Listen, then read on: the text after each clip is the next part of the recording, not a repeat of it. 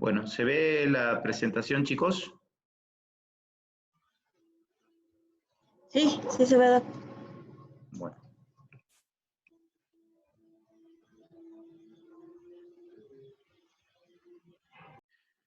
Bueno, la presentación de hoy día no va a ser muy extensa. Ustedes ya vienen con muchas presentaciones sobre bioseguridad, equipo de protección personal, cómo manejarse con los pacientes en la sala, cómo manejarse en el piso. Esto viene a ser un complementar porque uno frente a esta pandemia tiene que tratar de cubrir todos los escenarios de actividad del personal de salud posible. Y este es uno de los escenarios muy frecuentes que es el de traslado de los pacientes. Vamos a hablar bastante de traslado y después en la parte final vamos a hablar un poquito sobre manejo de cadáveres. Las instituciones deben tener sus protocolos para conocer la circulación de los pacientes y cada institución debe ajustarse a los mismos. Puede variar de una institución a otra dependiendo de las condiciones edilicias, pero hay unas normativas que recomienda el Ministerio y las sociedades científicas. Así que vamos a tratar de combinar todo y bueno, y después si ustedes quieren hacer algún aporte sobre cómo se manejan en su institución, será bienvenido. Vamos a hablar de clasificación de traslado, la preparación para el traslado, cómo se hace dentro del hospital un traslado, las cuestiones de seguridad, que esto es lo más importante. Brevemente vamos a hablar de traslado extrahospitalario, porque eso es un terreno bastante extenso y lo maneja bastante bien la gente de SAME. Bueno, y finalmente hablaremos un poco de manejo de cadáveres. Bueno, los traslados se clasifican en intrahospitalarios y dependiendo del lugar a donde se movilice el paciente, puede hacerse entre dos servicios de internación. Esto puede ser de la guardia a la terapia intensiva, de la guardia a una sala de internación común, de una sala de internación a la terapia intensiva y viceversa, de una unidad de terapia intensiva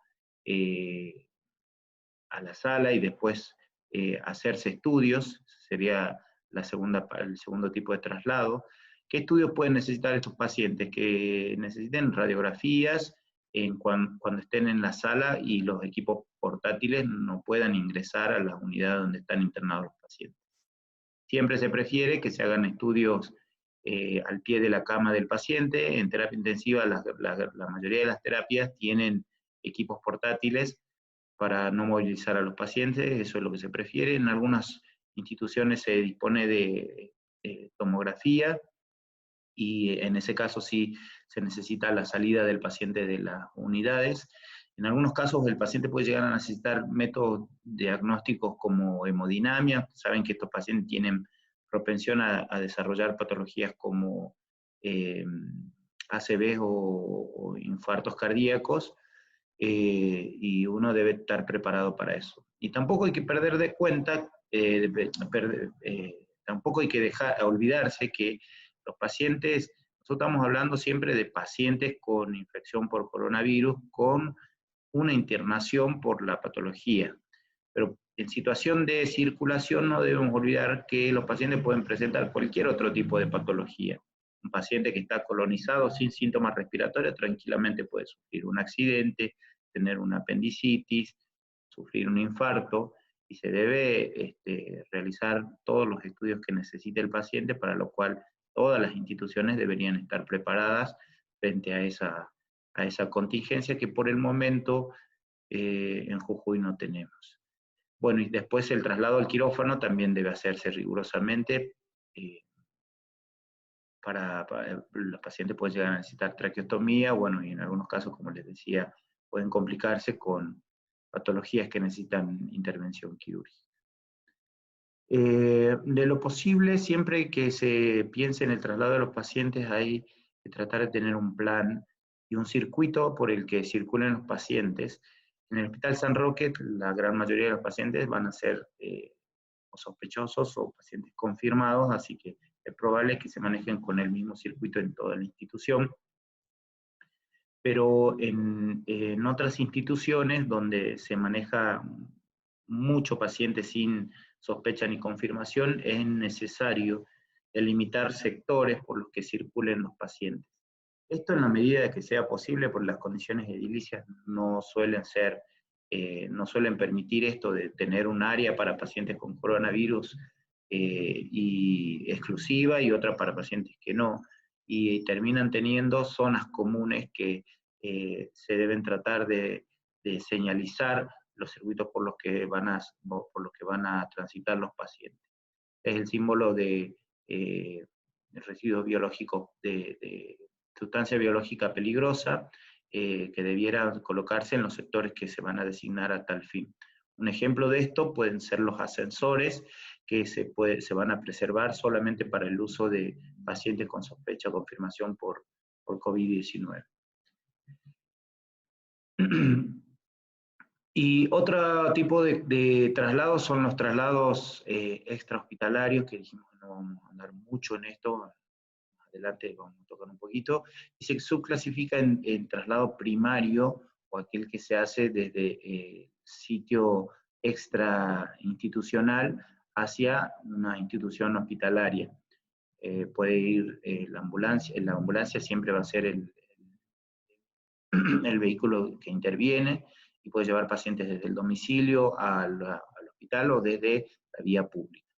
Y el traslado secundario, que esto probablemente se utilice y se está utilizando mucho, es el traslado entre dos instituciones. De una a otra, actualmente nosotros tenemos la indicación de derivar a todos los pacientes con sospecha o confirmación al Hospital San Roque, y para eso el SAME tiene todo un protocolo desplegado en caso de que se tenga que hacer el traslado.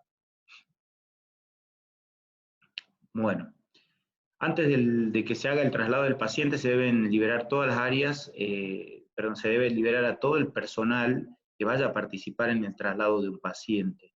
No podemos estar preparando todo y que no aparezca el camillero, que no aparezca el médico para manejar la vía aérea. Se debe tratar de fijar un horario y armar toda una planificación para no estar corriendo rápido y a las apuradas, y tratar de manejar de forma segura al paciente. El paciente antes del traslado debe estar estabilizado en la medida de lo posible. Los pacientes, si están en una unidad de terapia intensiva, pueden estar en una situación de mucha urgencia y pueden llegar a necesitar algún estudio fuera de la unidad, pero hay que tratar en primera instancia de estabilizarlo. Se debe recolectar todo el equipamiento necesario, camillas, oxígeno, y todo lo que implica el monitoreo del paciente. Se debe tener planificada la ruta, decidir por dónde va a ir el paciente, por qué sector va a circular. Se debe despejar la zona e informar a la zona receptora. Si el paciente va a ir de una guardia a la UTI, se debe informar a la UTI que el paciente está yendo. Si el paciente va a ir a quirófano, lo mismo, y así de una zona a la otra. O en el tomógrafo, por ejemplo, se tiene que avisar eso, tiene que estar muy coordinado, porque nos suele pasar frecuentemente de tener que llegar al tomógrafo y tener la unidad, el tomógrafo ocupado por otro paciente y nosotros afuera esperando, y eso expone al personal a más tiempo fuera de la unidad, al paciente también, y al paciente que está dentro del quirófano, del tomógrafo también, porque en su salida puede tomar contacto con el otro paciente. Este es un artículo publicado en Critical Care recientemente sobre seguridad para el traslado de pacientes críticos, muy interesante.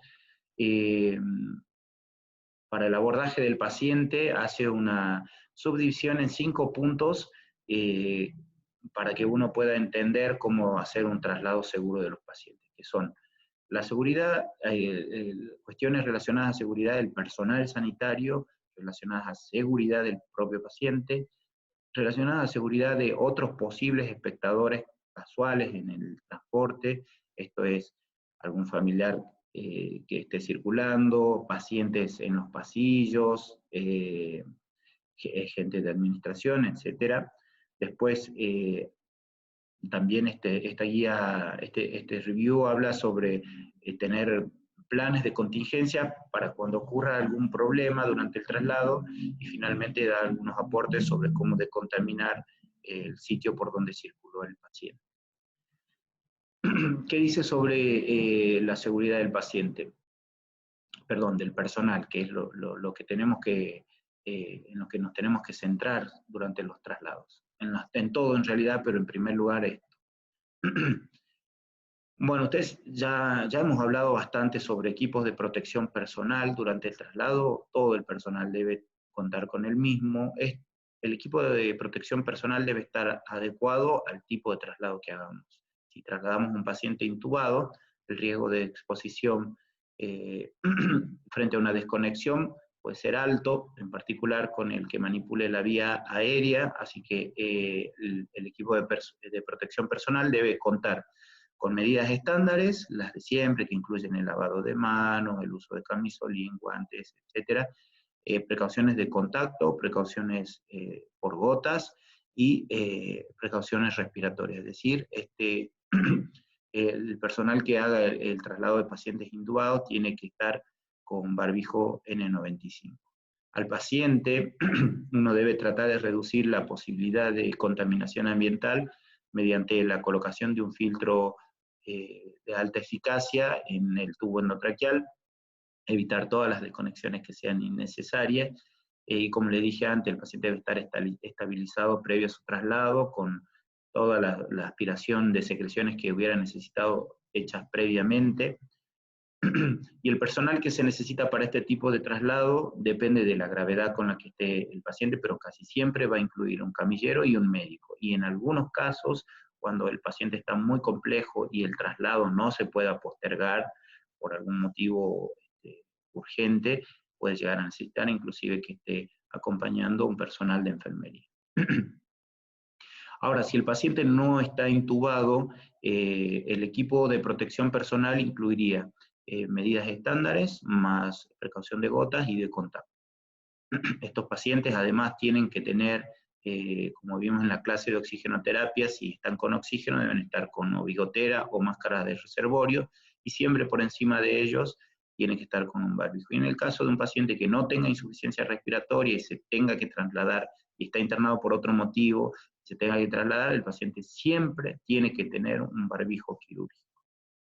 El personal involucrado para este tipo de traslado puede ser siempre va a incluir al camillero, y puede hacerse, dependiendo de la complejidad, con un enfermero o con un médico. La presencia de un profesional de la salud siempre va a ser necesaria para fiscalizar que se haga todo el circuito correspondiente del paciente, además de vigilar las cuestiones de bioseguridad y los contactos que pueda llegar a tener el paciente, la camilla, o las secreciones del paciente o fluidos con el entorno.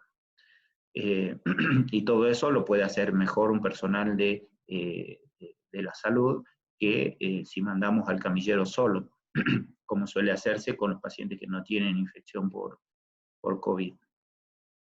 Y también para proteger al personal y también a otros posibles espectadores, hay que reducir la necesidad de salida de los escaneos por una parte, y en caso de necesitarla, tratar de hacerlas al final de todos los estudios de la jornada. Si el paciente necesita una tomografía, se debe hacer al final de que se han hecho todas las tomografías programadas previas, siempre que sea posible y la urgencia lo permita.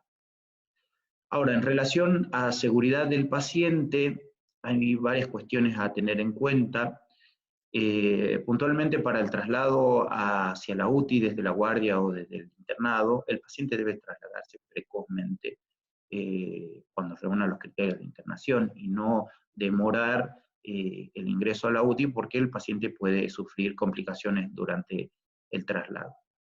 Se deben hacer los traslados mínimos, los que necesite el paciente, y si necesita hacerse varios estudios o estar en diferentes sectores de la institución, se deben hacer en un solo momento. Como les decía hace un momento, los procedimientos al pie de la cabecera suelen ser mucho más recomendados que sacar al paciente de su unidad. El paciente, particularmente cuando necesitamos una imagen del parénquima pulmonar, antes de realizar una tomografía se prefiere hacer una ecografía pulmonar, que tiene mucho rédito diagnóstico para las principales patologías pleuropulmonares. El paciente, como dijimos, también debe estar trasladable. El nivel de vasoactivos, FiO2 y PIB deben estar en condiciones que no vayan a condicionar una complicación o un evento adverso si se pierden. En el traslado puede haber ocurrido que no perdamos el oxígeno, que se acabe el tubo de oxígeno. Durante el traslado, si no tenemos respiradores de traslado que puedan aportarle PIB, el ambuceo no suele ser eficiente, además de que el ambuceo en estos pacientes ya hemos dicho que debe tratar de evitarse.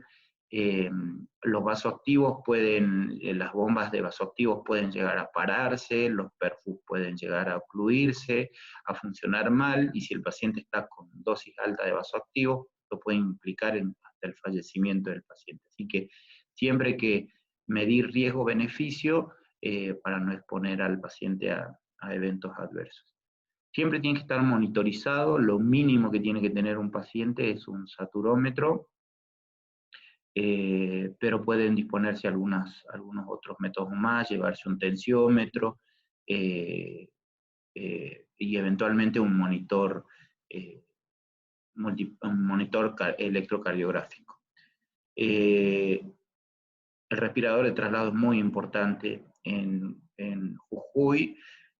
Prácticamente ninguna institución cuenta con respiradores de traslado. Esto es un déficit muy importante porque para estos pacientes suele resultar muy peligroso y nosotros necesitamos no complicar más al paciente, y si lo despresurizamos al retirarle la PIB alta que venía recibiendo, eso puede implicar una marcada acentuación de su hipoxemia.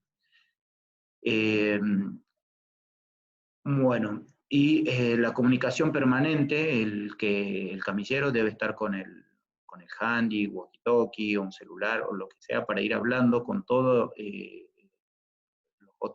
otro personal involucrado durante el traslado, personal de seguridad, gente en el sitio receptor, etcétera. Así que la comunicación debe ser permanente para que, por otra parte, ante un evento adverso nos podamos comunicar y pedir ayuda.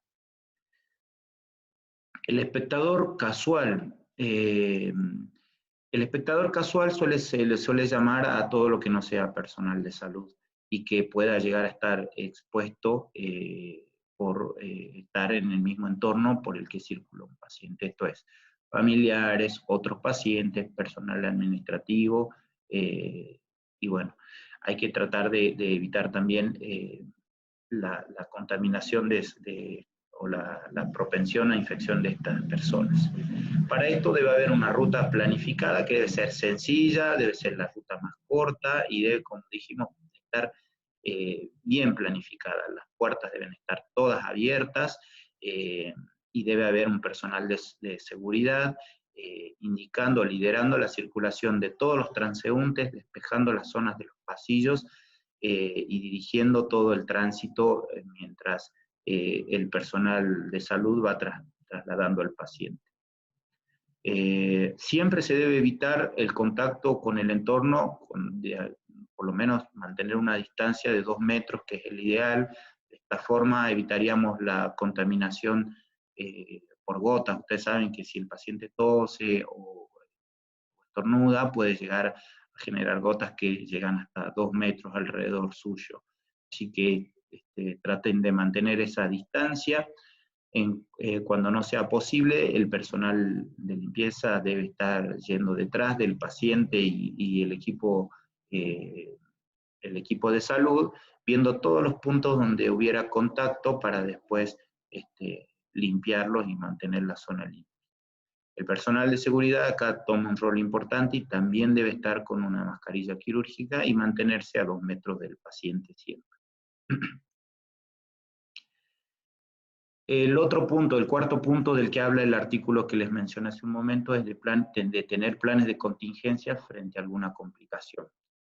Hay que tener para esto medicación que sea potencialmente necesaria, como sedantes o relajantes. si un paciente está con un momento, se despierta por algún motivo, se cierra el sedante, supongamos que tenía propofol, se cierra el propofol y el paciente se despierta rápidamente, uno debe tener un stock de sedante y eventualmente relajantes neuromusculares para evitar que el paciente genere asincronía con el ambuceo o con el respirador de traslado y esté con tos y generando riesgo de desconexiones, de contaminación del ambiente, etc.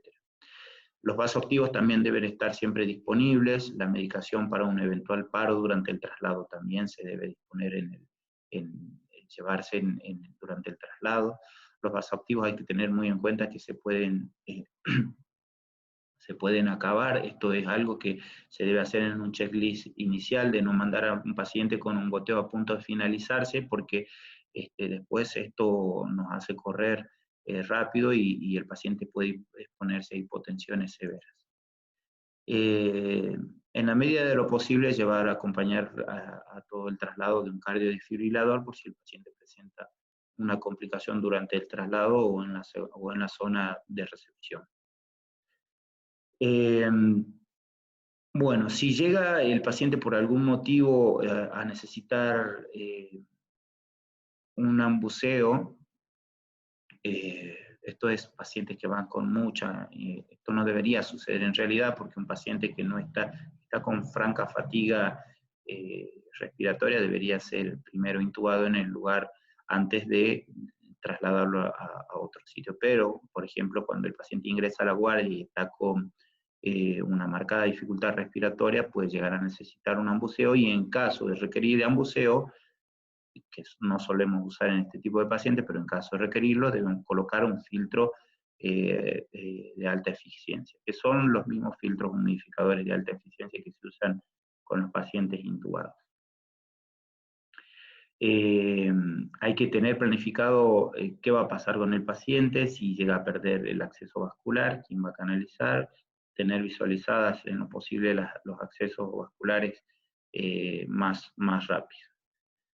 Bueno, y el último punto del que habla el artículo es de la decontaminación post-transporte, que queda a cargo del personal de limpieza o maestranza, que es fundamental para evitar que las zonas comunes de las instituciones, zonas por las que circulamos normalmente nosotros sin equipos de protección personal, sean focos de contagio de personal, de salud, de pacientes, de personas, etc. Entonces, la tarea esta es fundamental. El personal de limpieza debe estar provisto de los equipos de protección adecuados. Yo estuve buscando imágenes para ver si había alguno que tenía el equipo completo y o tenían mamelucos o estaban así.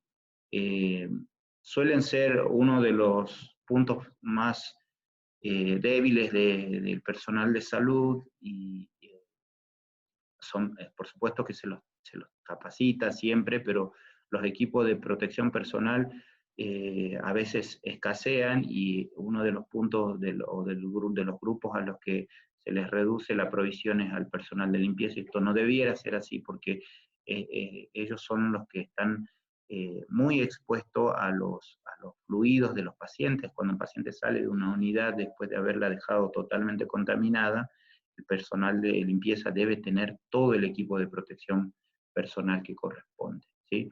Y en relación al traslado, ellos deberían ir atrás del paciente viendo, como les dije hace un momento, todos los puntos de contacto en los que se pueda haber contaminado el entorno hospitalario, y se debe ir limpiando todo con hipoclorito, ¿sí? Bueno, un poco vamos a hablar de traslado extrahospitalario, pero le dije que no nos vamos a explayar en esto. El SAME ya tiene unidades, tiene todo un protocolo para actuar frente a la necesidad de un traslado desde una institución a otra, o desde el domicilio hacia el Hospital San Roque o a otra institución. Lo primero también, al igual que en el traslado intranosocomial, hay que tener en cuenta la seguridad del paciente, y se debe clasificar al paciente si tiene bajo riesgo, moderado riesgo o alto riesgo, para presentar complicaciones y se debe enviar la unidad que corresponda con el personal que corresponda. El traslado de alta complejidad tiene que tener un médico emergentólogo, un enfermero, y además del camillero. A veces pueden necesitar más personal inclusive. Y en cambio, para traslado de bajo riesgo puede ser solamente necesaria el acompañamiento del paciente por un enfermero y el conductor que hace de camillero también. Esta es una escala, la escala EWS, que es la escala de alerta temprana para pacientes adaptados, pacientes con COVID, en las que se miden diferentes parámetros vitales y el nivel de conciencia, y se le asigna un puntaje determinado dependiendo del grado de alteración que presente, y esto nos entrega un puntaje final. Ese puntaje nos permite definir si un paciente es de bajo riesgo cuando tiene menos de 5 puntos, y cuando tiene más de 5 puntos es de moderado o alto riesgo. Entonces eso va a ayudar al coordinador a definir qué tipo de ambulancia va a enviar para poder hacer efectivamente el traslado. Ahí va. Esto es una recomendación de la Sociedad Europea, la Sociedad Europea de Medicina Crítica. Esto se puede adaptar a cada institución, el SAME tendrá, imagino, su protocolo, pero acá está definido más o menos cuándo un paciente es leve, cuándo un paciente pasa a ser moderado y puede llegar a necesitar un médico, y cuándo sí o sí tiene que ir el médico y a veces más personal. Todos los centros de Jujuy debieran estar preparados para posibles traslados en ambulancia, porque todos pueden llegar a ser centros de referencia o centros que van a recibir pacientes cuando el Hospital San Roque los derive si dan negativo o si está desbordado. Las medidas de bioseguridad se deben mantener de la misma manera que en los pacientes para el traslado intrahospitalario. Sí, los equipos de protección personal deben ser igual que los que estuvimos hablando hace un momento. Siempre se debe anticipar a la descompensación del paciente, y cuando derivemos a un paciente de una institución a otra, tratar de mandarlo en las mejores condiciones posibles antes de que se deteriore. Esto, se me viene a la cabeza el ejemplo de tener pacientes en el hospital de campaña que vayan necesitando mayor requerimiento de oxígeno o vayan empeorando su función respiratoria, y esos pacientes deberían ser enviados al Hospital San Roque antes de que el paciente presente un franco deterioro que requiera toma de conductas de urgencia durante el traslado, que es lo que se debe evitar siempre. La cabina debe, en lo posible, estar separada de la unidad en la que se traslada al paciente. Si eso no es posible, el conductor tiene que tener también un equipo de protección personal, y si el conductor va a interactuar como camillero o ayudando en el traslado, también tiene que tener un equipo de protección personal correspondiente. Y después de hacer el traslado, también se debe hacer la limpieza rigurosa de la unidad, eso según el protocolo de SAME. Bueno, hasta ahí sería todo lo que es traslado de pacientes, y ahora vamos a hablar brevemente sobre lo que es el manejo de cadáveres una vez que fallece un paciente con infección o sospecha de infección por COVID. ¿Qué hay que hacer una vez que el paciente se transformó en un óbito o cadáver? Primero, la preparación del cadáver se debe hacer con la misma técnica con la que se hace la preparación de otros pacientes. Taponaje de todos los orificios. Solamente hay una diferencia, que no hay que retirar, esto es recomendación de la guía nacional, ¿no? Cada institución me imagino que después lo va a adaptar a su realidad. No hay que retirar nada del paciente, ni el marcapaso, ni la sonda, ni los drenajes, ni los catéteres, nada. Todo se debe dejar dentro de la unidad, se debe envolver al paciente en sábanas, y después se lo debe colocar en una bolsa mortuoria que debe reunir unas características. La introducción del cadáver se debe hacer dentro de la habitación, y esta bolsa debe ser resistente, tiene que tener un cierre hermético, debe ser impermeable, y debe tener la identificación segura del cadáver. Esto es muy importante porque en situación de pandemia o de catástrofe puede llegar a ocurrir que la bolsa esa no se puede abrir más y no hay forma de identificar el cadáver si no es por la identificación escrita en la parte superficial de la bolsa. Luego de que se cierra herméticamente la unidad, se debe pulverizar con hipoclorito de sodio a razón de 5.000 partes por millón de cloro activo, esto es colocar 200 mililitros de lavandina por cada litro de agua.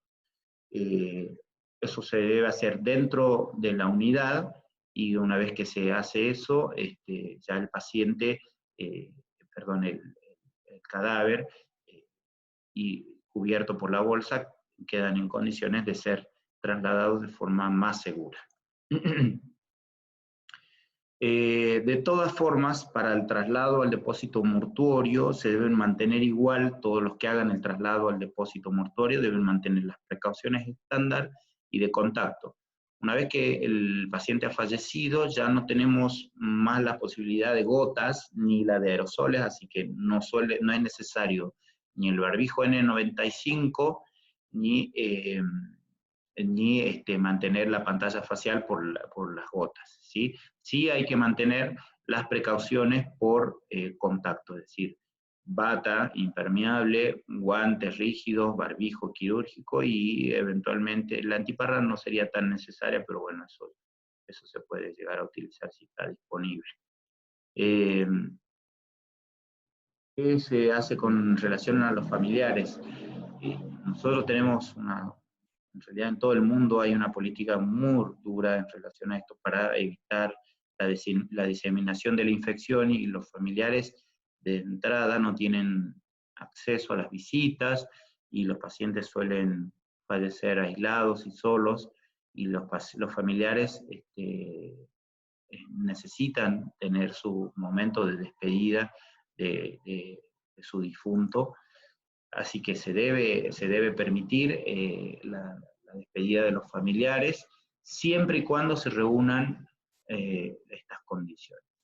Se debe evitar el contacto físico de los familiares con el cadáver. Se debe restringir la despedida a pocos familiares estrechos. Estos familiares deben además estar además de precauciones estándar, mantener precauciones de contacto. Se debe respetar el contexto cultural. Hay algunas religiones que suelen bañar al cuerpo y en algunos lugares se está respetando eso. Es algo muy difícil de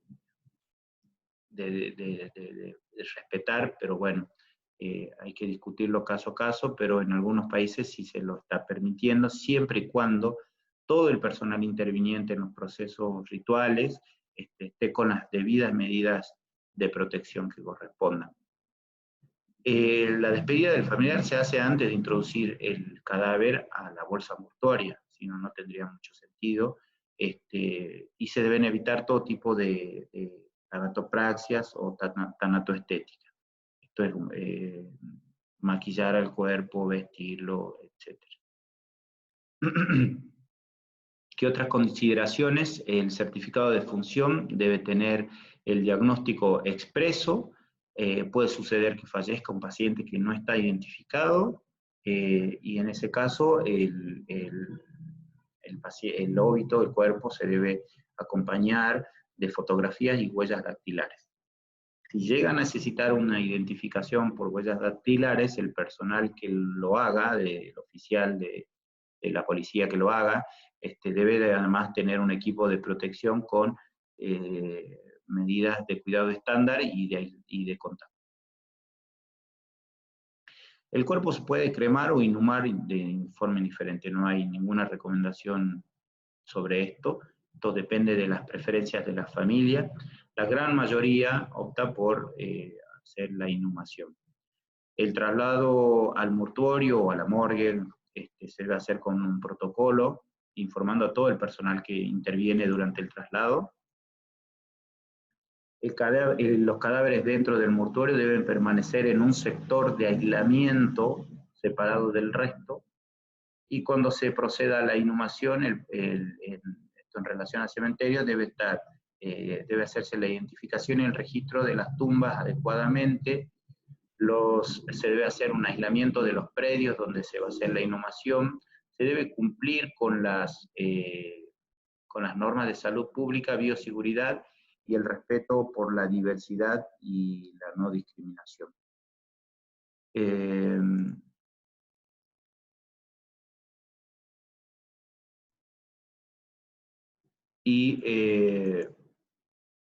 Finalmente, no se recomienda que se hagan autopsias clínicas ni de investigación, excepto que exista una justificación y autorización judicial. Así que bueno, las autopsias no se deben hacer y en caso de necesitarlas, las autopsias tienen que regirse bajo un protocolo muy riguroso, inclusive el profesional que lo haga debe estar vestido con equipo de máxima protección. Así que bueno, me parece... A ver.